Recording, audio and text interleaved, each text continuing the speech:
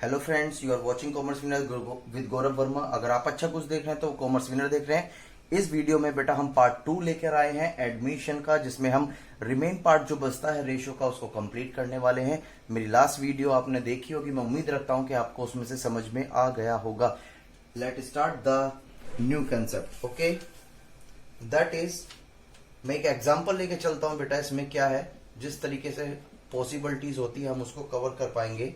हमारे पास पार्टनर है A and B, ठीक है, जिनका ऑलरेडी सेक्रीफाइस रेशियो कितना है, प्रॉफिट एंड शेयरिंग रेशियो 3:2। लेकिन इसमें कुछ इंफॉर्मेशन किस तरीके से दी गई है, ध्यान से देखिएगा। ए सरेंडर कितना, 1/5 ऑफ हिज शेयर्स। ध्यान से बेटा, इसका ऑफ हिज शेयर्स, अपने हिस्से का, ठीक है। और बी ने जो सरेंडर किया है दैट इज अपने हिस्से का कितना, 2/5 सरेंडर किया है। क्या किया है बेटा, 2/5 surrender of his share, of his share. ये बात समझ में आ रही है। और यहां पर जो कैलकुलेट करा जाता है, आपको क्वेश्चंस बोलता है कि बेटा compute new profit sharing ratio, ये क्वेश्चन आपसे पूछ रहा है। तो ध्यान से इसकी और भी समझ लीजिएगा कि क्वेश्चंस बोल क्या रहा है बेटा। क्वेश्चंस कहता है कि ए एंड बी जो है, there are the two partners with the ratio of 3:2 and A surrender his shares 1/5, यानी कि अपने हिस्से का। ध्यान से समझने की कोशिश करो, अपने हिस्से का, यानी कि ए कह रहा है कि मैं अपने हिस्से का सरेंडर कर रहा हूं, बी भी कहता है कि मैं अपने हिस्से का सरेंडर कर रहा हूं, इतना हिस्सा, ठीक है। जब भी बातें बेटा ऑफ की आने वाली हैं तो हमें याद रखना, यहां पर मल्टीप्लाई करके हमें कैलकुलेशंस करनी है। तो न्यू रेशियो निकालते हैं हम यहां पर। चलो ध्यान से देखते हैं। जब भी ऐसी सिचुएशन आएगी तो यहां पर हमेशा सरेंडर शेयर्स कैलकुलेट करा जाएगा। देखो बेटा, यहां पर जो है सरेंडर्स मतलब कितना सरेंडर कर रहे हैं वो दिया है, सरेंडर रेशियो नहीं दिया। ध्यान से समझने की बातें करो मेरी। यहां पर कितना सरेंडर कर रहा है, ए कितना सरेंडर कर रहा है, 1/5, बी कितना सरेंडर कर रहा है, 2/5। लेकिन ये नहीं है कि सरेंडर रेशियो कितना है। तो बेटा सबसे पहले हमें सरेंडर रेशियो कैलकुलेट करना पड़ेगा जब इस तरह की सिचुएशन हम क्वेश्चन में देखते हैं, ठीक है। चलो ध्यान से देखते हैं इसके एक एग्जाम्पल के पॉइंट की तरफ से। हम जो एग्जाम्पल मैंने अभी लिखा था, तो सबसे पहले इसकी प्रेजेंटेशन किस तरीके की रहेगी। ए शेयर 3/5 कितना है, 3/5। ए सरेंडर इन द फेवर, किसके फेवर में, ऑफ सी, ठीक है। सी के फेवर में कितना करेगा, ध्यान से देखिएगा बेटा। ए का रेशियो है 1/5 और क्वेश्चन में कहा है कि ए अपने शेयर्स का 1/5 दे रहा है। तो बेटा वो टोटल कितना सरेंडर कर रहा है, दैट इज इतना। क्लियर हुआ, very good. That is B share, उसका बी का शेयर्स कितना है, 2/5। और फिर अगर हम यहां बात करें, B surrender in the favor of C, that is 2/5 into का कितना सरेंडर कर रहा है बेटा वो, क्वेश्चन ने कहा 2/5 ही सरेंडर कर रहा है। तो दैट इज सरेंडर शेयर्स, यानी कि ए ने अपने शेयर्स का कितना सरेंडर किया, दैट इज 3/25, और बी ने कितना सरेंडर किया, दैट इज 4/25। मैं उम्मीद रखता हूं ये सरेंडर शेयर्स हमें कैलकुलेट करना पड़ रहा है। क्यों कैलकुलेट करना पड़ रहा है, ये आपको अच्छी तरीके से मैंने बता दिया है। क्यों कैलकुलेट करना पड़ रहा है, क्योंकि क्वेश्चन में ये इंफॉर्मेशन दी थी कि ए जो है अपने शेयर का कितना रेशियो दे रहा है, बी अपने शेयर का कितना रेशियो सरेंडर कर रहा है, लेकिन वह सरेंडर शेयर्स नहीं दे रखा था, केवल उसका हिस्सा दे रखा था, ठीक है। तो यहां पर बेटा ये सरेंडर शेयर कैलकुलेट हो गए, बस अब कुछ नहीं करना है सर, और कुछ नहीं करना। आपने तो न्यू रेशियो बोला था, ये तो सरेंडर रेशियो निकले। हाँ बेटा, जब भी तो अब न्यू रेशियो किस तरीके से कैलकुलेट करते हैं वो सीखना जरूरी है। That is old share minus का शेयर सरेंडर, शेयर सरेंडर, ठीक है। जो आपका ए का जो न्यू शेयर्स है वो किस तरीके से निकल जाएगा, ओल्ड शेयर है बेटा इसका 3/5, इसमें से अगर हम न्यू शेयर्स लेस कर देते हैं तो देन वी गेट आंसर। ठीक, यहां पर बी का जो न्यू शेयर्स है वो किस तरीके से कैलकुलेट होगा, ओल्ड जो रेशो है इसका, अगर हम इसमें से वो हिस्सा लेस कर देते हैं जो इसने सरेंडर किया, दैट इज 4/25, तो ये कितना बचता है 25, 5 3 जा 15 is equal to 3, that is 12/25। ठीक, इसमें भी अगर इसे हम ऐसे कैलकुलेट करें, यहां हमने 25 एलसीएम ले लिया क्योंकि ये 5 से भी कट जाएगा, ठीक है, तो 5 2 जा 10 और 1 4 जा 4, दैट इज 6/25। लेकिन जब बात सी की आएगी, जब बात बेटा सी की आएगी, तो यहां पर हमें किस तरीके से कैलकुलेट करना है, जरा ध्यान से देखना है। यहां पर जब उसे ए से मिला था तो कितना मिला था 3/25, हाँ सर। बी से उसे कितना मिला 4/25, हाँ सर। तो यहां भी बेटा सेम यही करेंगे, 25 ले लिया डिनोमिनेटर में, तो ये 3 प्लस का 4, दैट इज 7/25। एलसीएम लेना तो आता ही होगा, मैं उम्मीद समझ रहा हूं, दैट इज 12/6/7। ये आपके हो गए बेटा सरेंडर शेयर्स के साथ जो हमने केस इस बार देखा। क्लियर है? यहां तक तो मैं उम्मीद रखता हूं कि आपको सही तरीके से दिख रहा होगा। चलो, अब कुछ हम क्वेश्चंस की तरफ एंटर करते हैं। क्वेश्चंस करने स्टार्ट कर दें क्या? नहीं सर, प्लीज और भी केस बताइएगा। बेटा क्या करोगे, क्या करोगे, केस करने स्टार्ट कर दे? नहीं सर, चलो केस करने से पहले कुछ और इन्फॉर्मेशन मुझे आपको देनी है, वो बातें देख लेते हैं बेटा। सबसे पहले यहां पर हम जो है ये देखना चाह रहे हैं कि what is the meaning of sacrifice ratio and gaining ratio, ठीक है। चलो,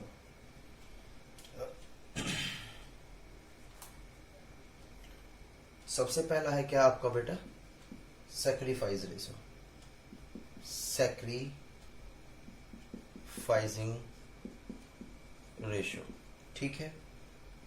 कैसे कैलकुलेट करेंगे इसको हम? इसका मीनिंग देख लीजिएगा, क्या होता है इसका मीनिंग बेटा। It is the ratio, it is the ratio in which the old partners agree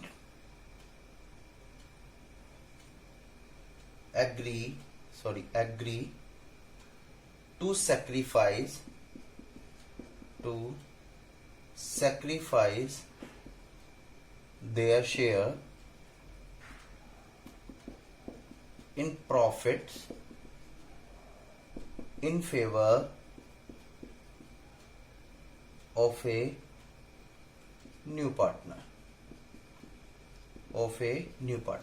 यानी कि जब ओल्ड पार्टनर्स जो हैं अपने आने वाले न्यू पार्टनर्स को पार्टनरशिप फर्म में कुछ रेशो देते हैं तो उसे बोलते हैं बेटा सैक्रिफाइस रेशो। ये उम्मीद रखता हूं पॉइंट समझ में आ गया होगा, ठीक है। तो it is the ratio in which the old partners agree, old partner अपनी मर्जी से एग्री हो जाते हैं कि हम अपने शेयर्स में से इतना हिस्सा जो है या इतना शेयर्स न्यू पार्टनर्स को देंगे, तो उसको हम सैक्रिफाइस रेशियो बोलते हैं। क्या बोलते हैं बेटा? सैक्रिफाइस रेशियो, ठीक है। चलो वेरी गुड, समझ पा रहे होंगे आप इसे। देन इसके बाद ये किससे रिलेटेड होता है बेटा, मैं यहां बता रहा हूं। जैसे ये रिलेटेड किससे होता है, this is the related only to old partners only, that is means कि जो सैक्रिफाइस रेशियो है वो केवल ओल्ड पार्टनर का ही कैलकुलेट होता है। कई बार क्वेश्चंस दिमाग में आने लग जाते हैं कि सर न्यू पार्टनर, बेटा वो सेक्रीफाइस क्यों करेगा, वो तो नया पार्टनर आ रहा है फर्म में। जब नया पार्टनर फर्म में आता है तो जो ओल्ड पार्टनर्स होते हैं उनके रेशो पे इफेक्टेड पड़ेगा। उनके रेशो पे जब इफेक्टेड पड़ेगा तो वो कंट्रीब्यूट कर रहे, वो कहते हैं कि हाँ हम सेक्रीफाइस कर रहे हैं, हम त्याग कर रहे हैं अपने रेशो में से, नए पार्टनर्स को कुछ हिस्सा दे रहे हैं। तो यहां पर याद रखना कि रेशो जो है वो किसका होता है बेटा, ओल्ड पार्टनर्स का। किसका, ओल्ड पार्टनर्स का।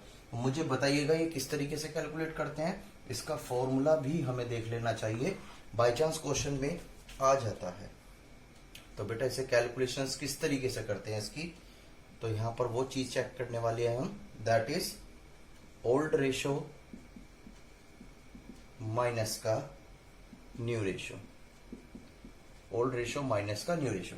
अगर आप ओल्ड रेशो में से न्यू रेशो को माइनस कर देते हो तो we get answer of sacrifice ratio.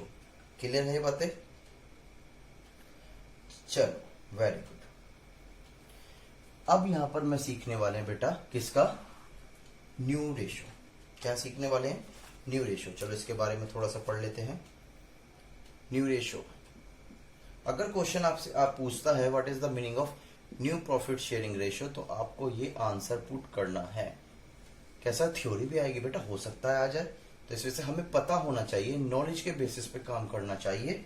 Questions तो आप सोल्व कर लोगे, आपने एक जैसे सेम क्वेश्चंस करे, उसकी प्रैक्टिस करी, आपकी परसेंटेज अच्छी आ गई, लेकिन आप जो है कोई भी एग्जाम जो इन फ्यूचर में आपको कॉम्पिटिशन लेवल के एग्जाम होते हैं, या आपके जैसे CACS के एग्जाम होते हैं उन, या MB के कैट मैट के एग्जाम होते हैं बेटा, आप उनको क्रैक नहीं कर पाओगे। So that's why I am saying to you, clear your और concept which are the related your subject. Okay, आपको क्रैमिंग नहीं करनी है, ओनली आपको पॉइंट समझना है। क्रैमिंग करके क्वेश्चंस कर लोगे, परसेंटेज ले आओगे, डजंट मैटर। ठीक है, तो न्यू प्रॉफिट शेयरिंग रेशो के बारे में क्या कहा गया है, it is the ratio in which all partners, बेटा ध्यान से, यहां पर ऑल पार्टनर्स आ गए। ऑल पार्टनर्स का मतलब जो पुराने थे वो तो है ही है, साथ में न्यू पार्टनर्स भी share the future profit and losses, यानी कि एक ऐसा रेशो जिसमें ओल्ड पार्टनर्स के साथ साथ न्यू पार्टनर्स भी अगर फ्यूचर में कोई प्रॉफिट या लॉस होता है पार्टनरशिप फर्म को, तो वो उसमें उस रेशो में डिस्ट्रीब्यूट कर लिए जाएंगे। ठीक है, अगर मैं इसकी बात करूं, इट इज द रिलेटेड, ये किससे रिलेटेड होता है बेटा ध्यान से, दिस इज द रिलेटेड, ये रिलेटेड होता है आपके ओल्ड पार्टनर। क्या बेटा, ओल्ड पार्टनर, ओल्ड नहीं ओल, ओल का मतलब जो पुराने हैं वो भी, और जो साथ में न्यू भी, यानी कि न्यू रेशो सबका कैलकुलेट होगा। सैक्रिफाइस रेशो केवल किसका कैलकुलेट होगा, जो ओल्ड पार्टनर्स थे, लेकिन जो न्यू रेशो है वो बोथ पार्टनर्स का कैलकुलेट होगा, that is mean new partners and old partner also. ठीक है, अगर इसकी हम फॉर्मूले के पॉइंट ऑफ व्यू से बात करें तो यहां पर जो कैलकुलेट हो जाएगा न्यू रेशो, उसको हम कैसे करते हैं, ध्यान से देखिएगा, इसको हम ओल्ड रेशो माइनस का सैक्रिफाइस रेशो। क्या बेटा, ओल्ड रेशो माइनस का सैक्रिफाइस रेशो। ठीक है, तो इसके बेस पर हम क्वेश्चंस को निकाल सकते हैं, लेकिन कुछ इंपॉर्टेंट नोट भी लिखवा रहा हूं, वो लिखना आपके लिए जरूरी है। क्या जरूरी है बेटा, ध्यान से, अनलेस agreed otherwise है। सर ये क्या कह दिया बेटा, अभी समझाऊंगा। सैक्रिफाइस रेशियो ऑफ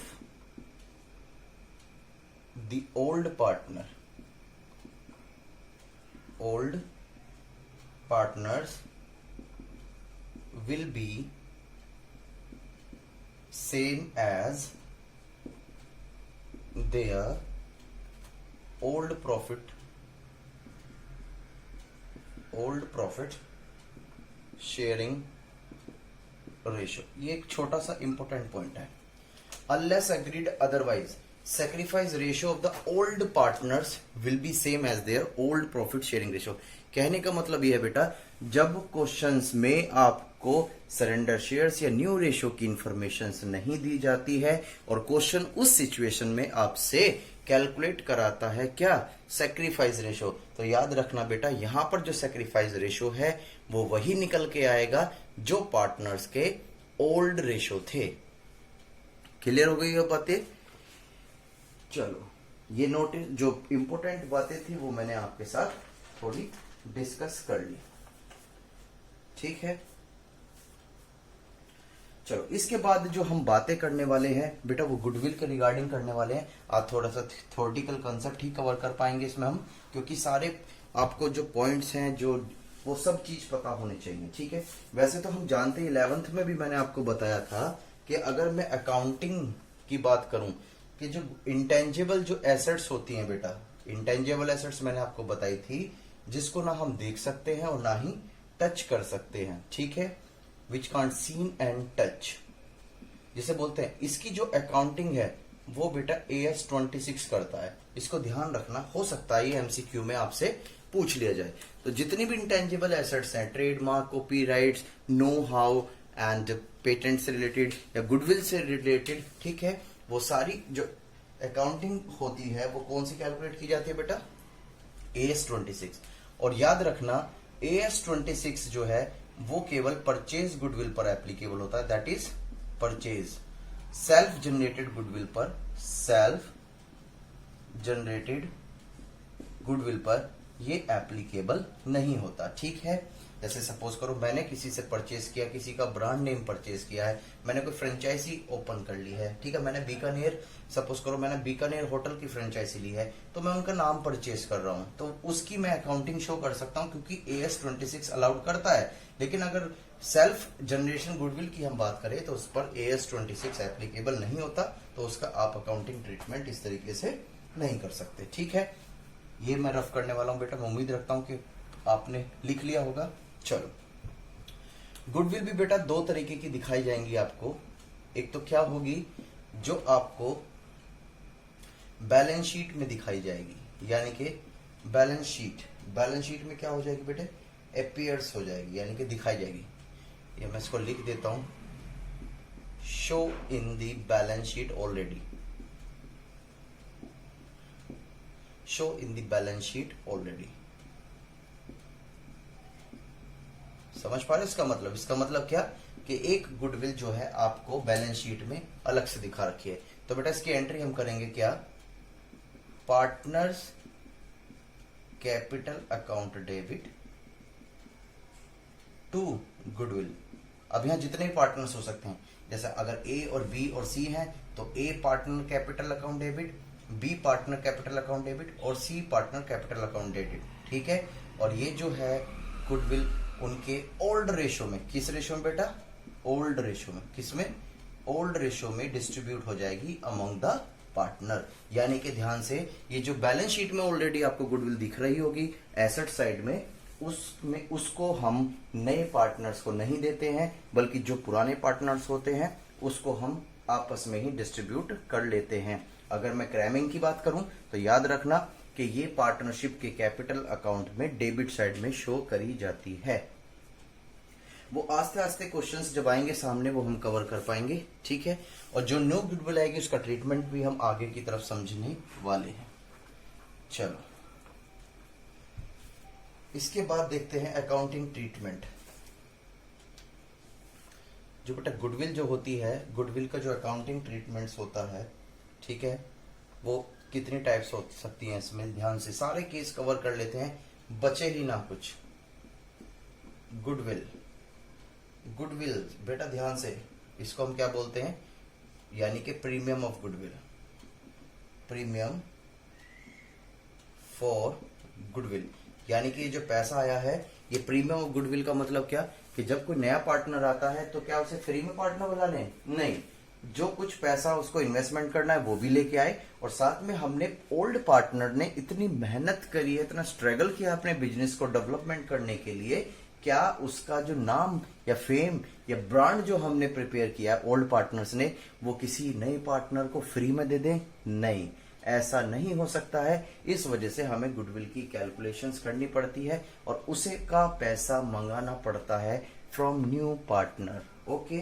तो बेटा इसमें जो है गुडविल जो हो सकती है, अगर ये पेड करी गई है, यानी कि इज पेड प्राइवेटली, ध्यान से, इज पेड प्राइवेटली। अगर ये प्राइवेटली वर्ड आपको कहीं भी क्वेश्चंस में मिलेगा तो बेटा इसका बहुत टफ ट्रीटमेंट होगा। तो उसका टफ ट्रीटमेंट क्या होगा मैं बता देता हूं, नो ट्रीटमेंट, यानी कि उसकी आपको कोई भी जर्नल एंट्री वगैरह या अकाउंट्स में कोई भी ट्रांजेक्शन रिकॉर्ड नहीं करनी है। प्राइवेटली का मतलब टेबल के नीचे से, जैसे पार्टनर्स, हमारा कोई फ्रेंड था पुराना था, उससे कह दिया कि यार ऑन पेपर पैसे मत ले, मुझे पार्टनर बना ले चल, तेरी और मेरी बात तो घर की है। तो हमने ऑन पेपर यानी कि कोई भी ऑफिशियल वर्क नहीं करा, अपनी म्यूचुअल अंडरस्टैंडिंग से आपस में समझौता करके हमने एक डिसाइड करी वो एक गुडविल की वैल्यू, और वो पार्टनर्स को दे दी जो ओल्ड पार्टनर्स थे, यानी कि इसमें बुक्स ऑफ अकाउंट में इसका कोई भी रिकॉर्ड नहीं रहा। ठीक है, तो इसे बोलते हैं बेटा क्या, प्राइवेटली। ठीक है, तो इसका हम कोई भी ट्रीटमेंट करने वाले नहीं है। दूसरी बात, मैं इसको रफ कर रहा हूं यहां पर, यही पॉइंट पे क्लियर करते रहेंगे हम, एक जगह जिस पे फोकस बना रहे। दूसरा पॉइंट क्या है बेटा, गुडविल जो आएगी, जो गुडविल लाई जाएगी इज ब्रॉट, ठीक है, ये आपको सेकंड पॉइंट में उसमें लिखना है, या तो इन कैश में आएगी, ठीक है, या तो कैश लेकर आएगा या बाय चेक भी ला सकता है। ये बात समझ में आती है, क्लियर हो गई बातें। तो एक तरीके से ऐसा, एक तो प्राइवेटली बोलेगा और एक कैश में लाएगा या चेक से लाएगा, ये बात समझ में आती है। चलो, तो यहां पर इसकी एंट्री करी जाएगी क्या बेटा, कैश अकाउंट डेबिट, क्योंकि पैसा आ रहा है, मैं इसको, ये रूल्स तो आप समझ चुके होंगे बहुत अच्छी तरीके से। या तो कैश आएगा या चेक आया तो बैंक आएगा, क्योंकि चेक की पेमेंट बैंक टू बैंक होती है, और that is premium of goodwill, that is premium of goodwill being amount bring for goodwill. ठीक है, ये दूसरा केस बन सकता है आपका, कौन सा, सेकंड केस। इसके बाद देखते हैं बेटा हम, चलो इसके बाद देखते हैं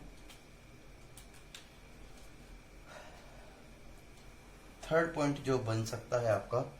कभी कभी एक सिचुएशंस आ जाती है तो वो भी देख लेते हैं। गुडविल, ठीक है, वही इज ब्रॉट, ऐसे भैया ये तो सर वही बातें बोल दिया, दोबारा से इसे क्यों रिपीट करवा रहे हो बेटा, अभी रुको जरा, लेट मी कंप्लीट नाउ। या चेक आएगा या कैश आएगा, ये चेक आएगा, ठीक है।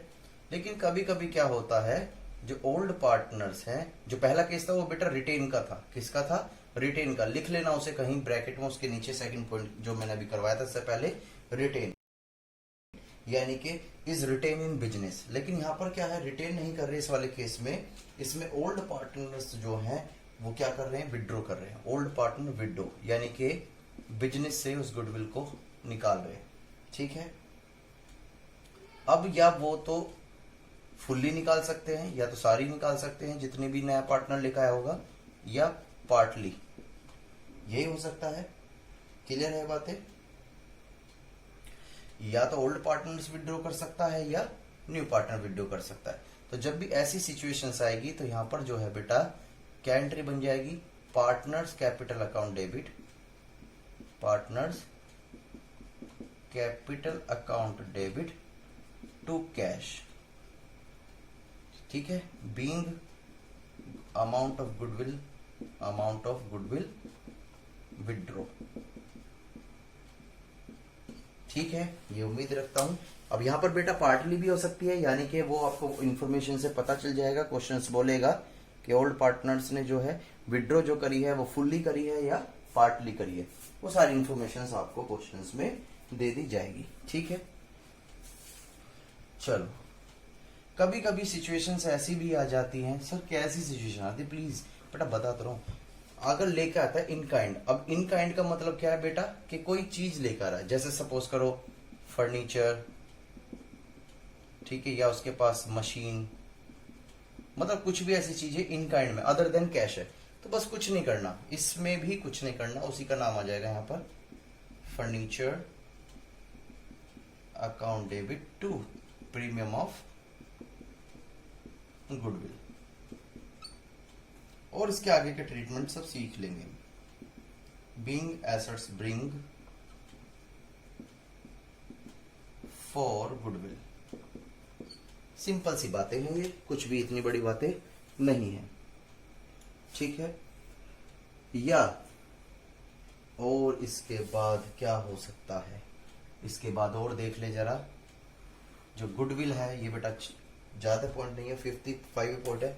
या वो गुडविल लाएगा ही नहीं, क्या होगा, गुडविल लाएगा ही नहीं। तो उस केस में क्या ट्रीटमेंट करेंगे, वो सारे केसेस हमें कवर करके चलने हैं। आप चिंता ना करें बिल्कुल भी, सारी बातें हमें सीखनी है, ठीक है। चलो वेरी गुड, हम सारी बातें सीखने वाले हैं बेटा, कोई भी ऐसी दिक्कत नहीं है। मैं एग्जाम्पल के पॉइंट्स लेके आपको बिल्कुल परफेक्ट करके दूंगा, बट आपको शर्त यह है कि आपको वो सारी बातें कवर करनी है।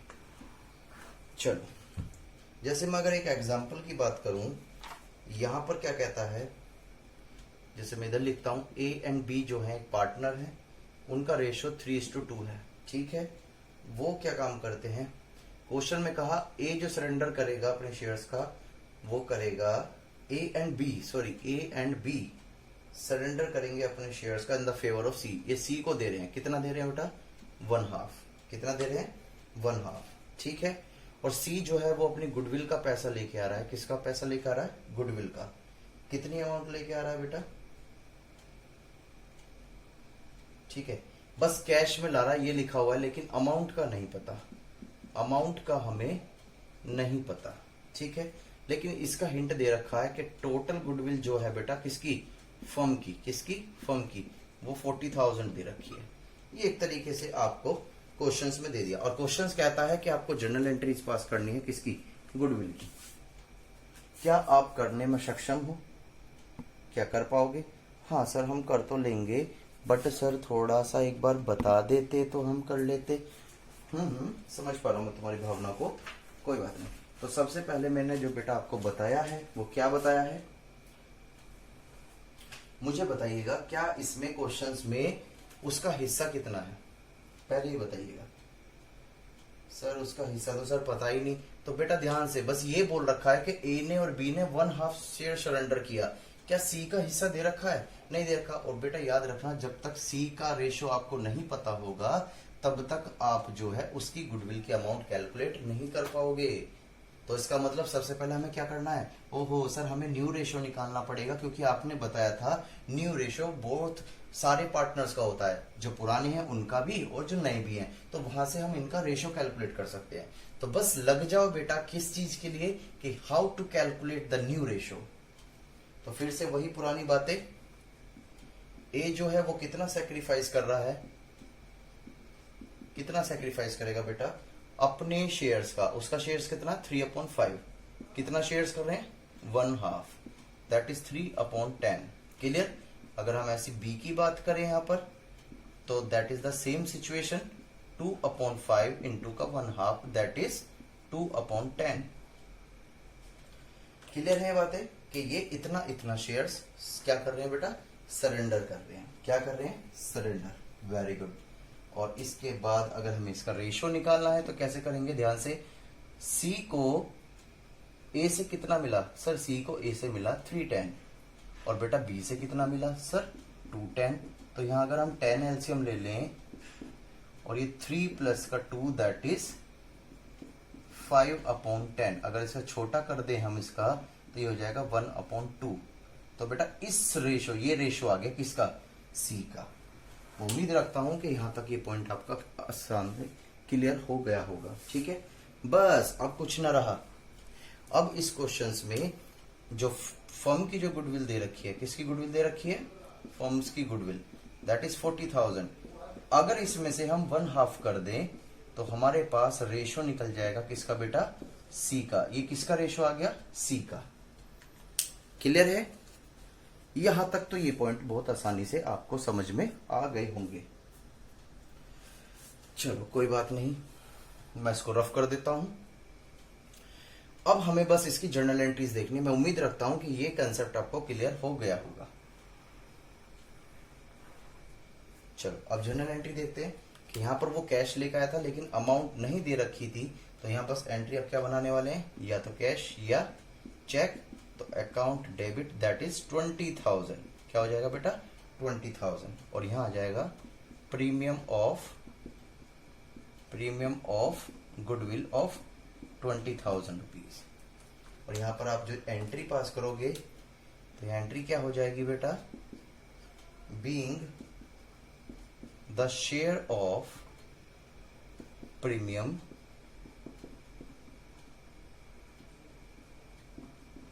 brought in cash by C। ठीक है, बहुत सिंपल सी बात है। क्या सर ये एंट्री पास होगी? नहीं बेटा रुको, मुझे कंप्लीट तो हो जाने दो। मुझे पता है आपको समझ में आना शुरू हो गया होगा, लेकिन इसके बाद की क्या होती है बेटा, ये जो पार्टनर्स, जो बेचारे ओल्ड पार्टनर हैं, जो अपना शेयर्स कंट्रीब्यूट कर रहे हैं, अपना शेयर्स दे रहे हैं, किसको, न्यू पार्टनर्स को, तो उसकी गुडविल की अमाउंट उसकी तो जाएगी। हाँ सर, तो इसके बाद जो दूसरी एंट्री बनेगी इसी केस में, यानी कि जो चीज प्रीमियम ऑफ गुडविल वो डेबिट हमने क्रेडिट किया था, अब उसको हम क्या करने वाले हैं, debit. That is premium for goodwill account debit to A capital to B capital. लेकिन बेटा ध्यान से, यहां किस रेशो में करोगे आप, बेटा जो उन्होंने क्या किया था, सरेंडर किया था, यानी कि सैक्रिफाइस किया था। ठीक है, तो मैंने आपको बताया सैक्रिफाइस क्या, अगर क्वेश्चंस में, ठीक है, आप देखते हो जनरली यहां पर जो क्वेश्चन में ओल्ड रेशो क्या है उनका कितना सैक्रिफाइस किया था, अभी हमने कैलकुलेट किया है। चलो 20/3/2 that is 10 is equal to what, क्या हो जाएगा बेटा, क्या ये सही है, क्या बेटा ये सही है? नहीं सर नहीं बेटा, ध्यान से यादें रखना कि ये जो अब यहां पर जो एडजस्ट की जाएगी, यानी कि जब गुडविल वो लेके आया तो ये गुडविल किसको दी जाएगी, ये दी जाएगी ए और बी। और बेटा ये दी जाती है हमेशा किस रेशो में, गेनिंग और सैक्रिफाइस रेशो में।